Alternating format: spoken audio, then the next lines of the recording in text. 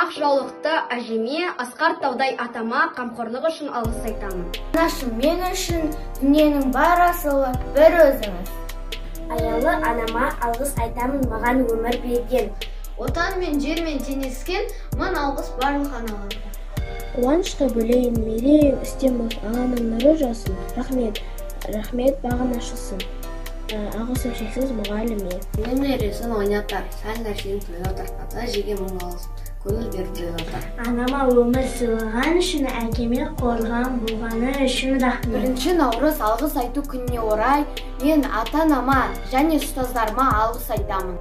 Алғыс анаға, алғыс әкеге, алғыс жас пен кәріге, алғыс бауырға, алғыс ауылға, алғыс елдің бәріне. Сіз мен туып өсірген үшін мың алғыс. Мен аяулы анама алғыс айтқым келеді.